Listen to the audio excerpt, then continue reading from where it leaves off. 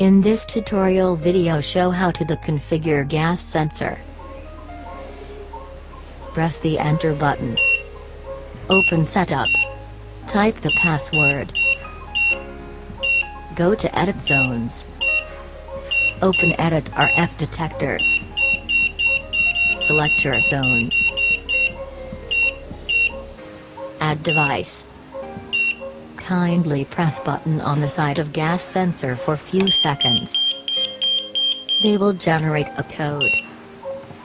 Repeat the same thing. Select 24 hours sound zone.